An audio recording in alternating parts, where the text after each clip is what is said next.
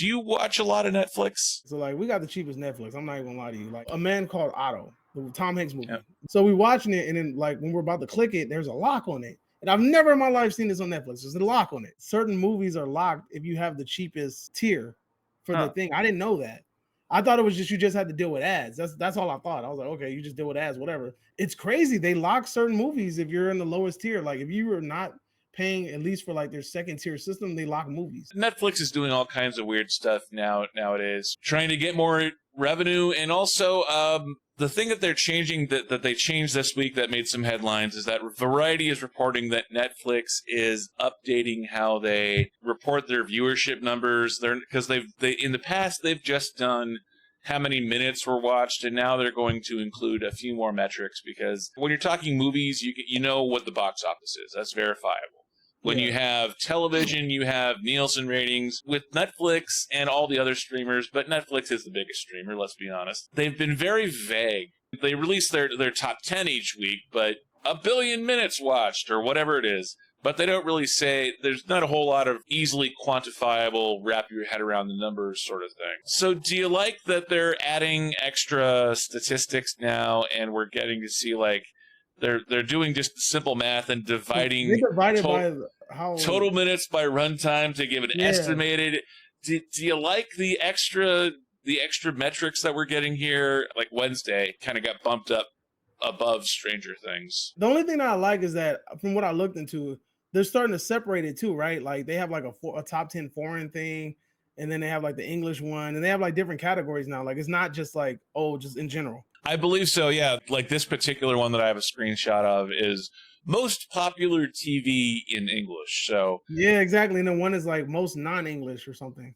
Right. Yeah. So that part might help me, because that way it makes it easier for you to pick something that might be popular but not in your country. Because look, as we're YouTubers and we're in the United States, most of our viewers we watch are also in the United States, you know, and then most of our friends are also in the United States. So a lot of the stuff that they rant and they rave about are things that are from the United States, because we have not broken out of this bubble of like really watching shows that are subtitled or foreign. Like the only compromise that we've gotten are movies that are subtitled. I thought that I was under the impression that Parasite was going to break this bubble, but it didn't. Like, I don't know if it's because they didn't strike too fast when the iron was hot or what, but I really thought that Parasite was going to break this bubble, but it didn't. So that part helps me out, because now I get a better idea of like, okay, this is what's popping all over the world, and or what the world is watching, things that are not involved in the United States. You know, log on to social media, and you'll see what everybody's ranting and raving about. We all know that everybody likes Stranger Things. We all know that everybody's watching Black Mirror. We all know that everybody's watching Squid Games because it was hella popular, you know? And I mean, you can really tell the popularity of Wednesday. You can tell the popularity of something because now you're starting to see the merchandise in the store. It's really easy to tell when something's popping in America because you see it everywhere. America capitalizes on that as soon as it becomes a trend. It becomes trendy. Everybody's talking about it. Once you see little kids walking around with it, it's a wrap. It's over. Does having these extra numbers help you decide what to watch on Netflix? No, in regards to like English movies, no. Maybe foreign movies, yes. The feature that I appreciate on Netflix is when it recommends something based off of my watch history. I find that more useful than like the top 10 list, because a lot of the times, dude, these shows don't really live up to the hype. Just because something's trending and something's in the top 10 and a lot of people are watching it doesn't necessarily mean that it's good. You know, that's why it's good to kind of like watch the trailer, kind of vibe off of it, maybe read the little synopsis. If it's a TV series, watch an episode, see if you could dig it or not. You know, there's been plenty of times where something's been recommended that is top 10 list, and we'll watch an episode and be like, you know what, this ain't for me. And I just check out and go do something else. The recommended feature is usually the best one I go to. It's interesting too that you point out. I did not realize that there was an accessibility thing with Netflix now for movies like A Man Called Otto.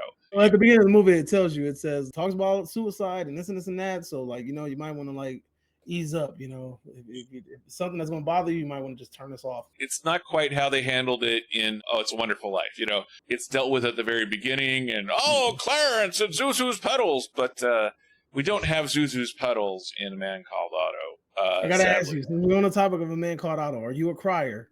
Did you drop a tear?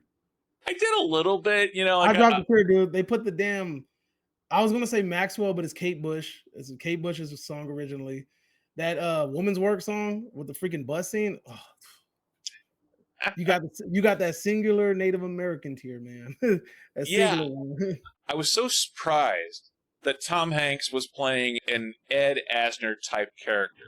Like he was so persnickety and he was so like kind of thing. Like he was so curmudgeonly the old man sort of like he was basically the old man from Up. And the fact that he was so determined, even after the nice family moves in, but he was so determined to carry out his goal in spite of everything and all the impact and getting to know everybody. That part did surprise me a little bit that like they stuck with that part of the storyline and there wasn't a happy ever after kind of an ending. I mean, it makes sense. I saw it coming though. Like Yeah, the ending, I definitely saw that coming. And I believe isn't that the one that played the younger him? That was his son, wasn't it? I believe so. It wasn't Colin Hanks. It Truman was Hanks. yeah, because Yeah, it my was the wife one that pointed that it, out. She was like, "Did you know that was him?" I'm like, "Damn, he looked like a chubby Joaquin Phoenix." yeah, like it's the son that doesn't really look like Tom Hanks as much Yeah. as Colin Hanks does.